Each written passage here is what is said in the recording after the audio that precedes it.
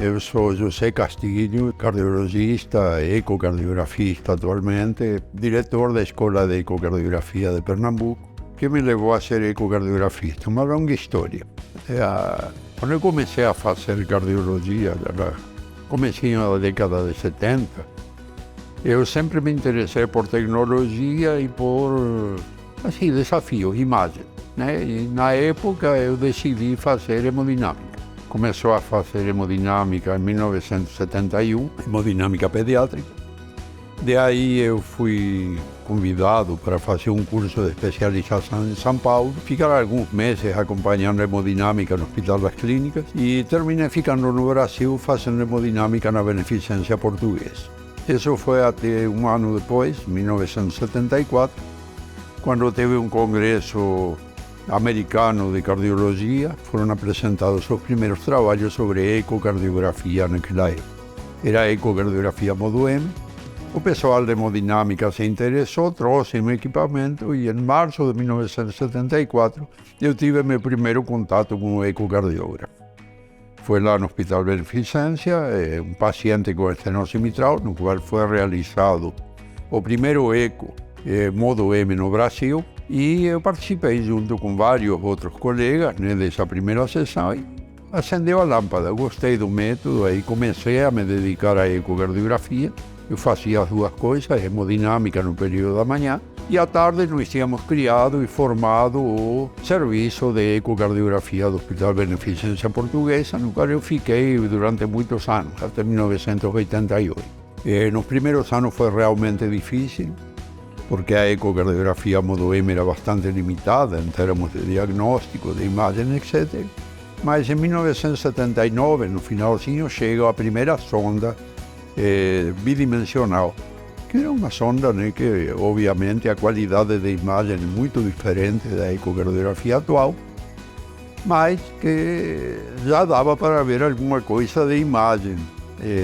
Os equipamentos foram, obviamente, melhorando cada vez mais, e aí eu fui acompanhando toda essa evolução da ecocardiografia, desde o modo M, bidimensional, aparece a harmônica, o Doppler em cores, posteriormente aparece a ecocardiografia tridimensional junto com o STRAIN, e até hoje eu venho aí acompanhando esse processo e me dedicando basicamente hoje à parte de ensino, exclusivamente à parte de ensino. Desde mais ou menos 2010, que eu não faço mais medicina assistencial, eu faço mais a parte didática do ensino da ecocardiografia, a formação e fundação da nossa escola ecógrafa.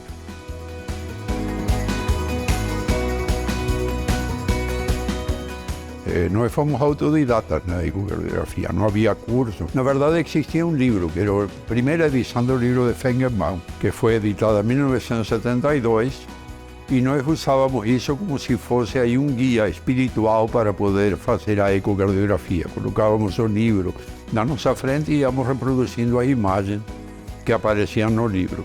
Obviamente era limitado, né? Porque era modo M, não existia ainda a ecocardiografia bidimensional. E falando nisso, né, uma das maiores alegrias naquela época foi poder fazer um livro. O primeiro livro de ecocardiografia que foi publicado em português em 1981, que tinha a ecocardiografia modo M, digamos assim, 70% do livro e 30% sobre ecocardiografia bidimensional. Ainda nessa época não existia o Doppler, e isso limitou um pouco, né, a penetração desse livro na época, mas depois do livro de Morcef, que era um livro de modo M, que foi publicado mais ou menos nessa época, nós publicamos o primeiro livro sobre ecocardiografia bidimensional no Brasil.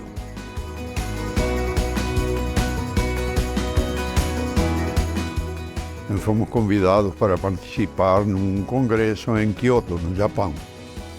E aí fomos vários, né, convidados por uma empresa, Toshiba na época, para participar desse simpósio, era o segundo congresso internacional de Doppler cardíaco, que foi lá realizado em Kyoto. E nós chegamos lá, né, no congresso, lugar maravilhoso, a primeira capital imperial do Japão, cheia de história, cheia de monumentos fantásticos.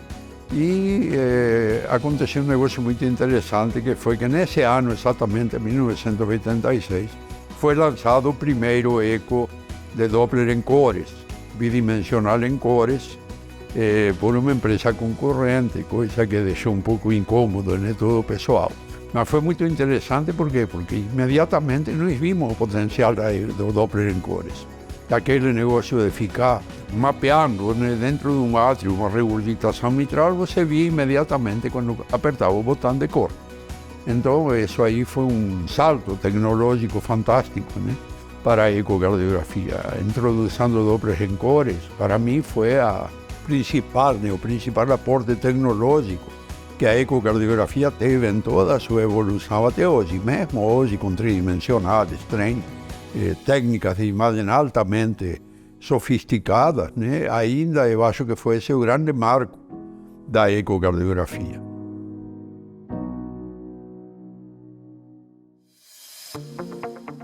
Atualmente, como falei antes, né, eu me dedico ao ensino.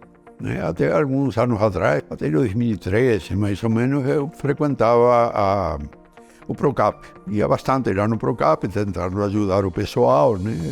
Fazia alguns exames também particulares, mas a partir de 2015, né, quando a ECOPE se estabiliza aí como uma escola com maiores necessidades, maior dedicação, eu deixei toda essa parte assistencial para me dedicar exclusivamente ao ensino. Então, hoje minha rotina é preparar aulas, tentar responder todos os grupos sociais que a gente tem, perguntas de alunos, né? A gente sempre tenta responder, às vezes atrasa um pouco, porque a quantidade é muito grande. Escrever material, né, para divulgação científica, né? Trabalho científico, a gente produz aqui dentro da escola bastante trabalho científico, participa praticamente todos os congressos de cardiologia e ecocardiografia nacionais e alguns internacionais, como por exemplo, antes da pandemia foi o Euroeco, né, lá em Barcelona, enfim. Atualmente a minha rotina é essa, né, trabalhar em casa, preparando aulas, preparando material didático e aqui na escola dando aulas e ajudando os alunos nas partes práticas, né, nos nossos cursos de isoprática.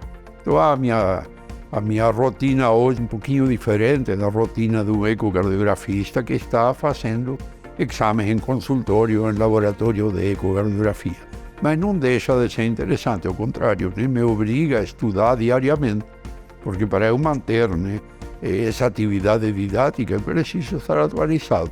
E é impressionante a quantidade de trabalhos que saem todos os dias sobre a ecocardiografia e novidades sobre a metodologia. Então, eu acho que é muito interessante esse tipo de trabalho e é muito gratificante, principalmente quando você vê, né, que os nossos alunos são aptos de fazer ecos de primeira qualidade.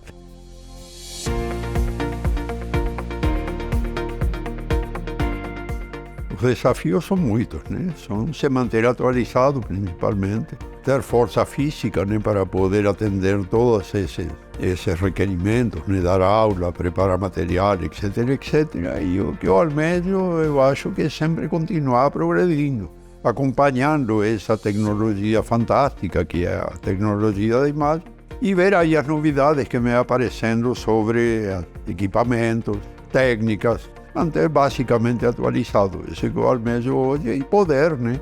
E, claro, né, esse é o principal objetivo, né?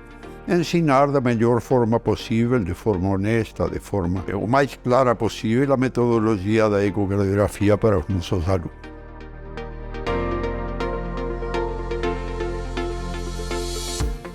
A principal mensagem para quem vai começar a ecocardiografia ou está começando a ecocardiografia é paciência. Isso às vezes é um pouquinho árduo no começo, leva um certo tempo. Por quê? Porque nós não estamos habituados a ter uma visão tridimensional do coração dentro do peito do paciente. Mas uma vez que nós começamos a reconhecer imagens, podemos afinar a nossa pontaria, digamos assim, na análise da ecocardiografia e cada vez tirar mais proveito desse método maravilhoso. Então a paciência é fundamental para poder aprender de forma gradativa e ir construindo essa montanha que seria o conhecimento da ecocardiografia, para você poder chegar ao topo sem levar muito tombo no caminho.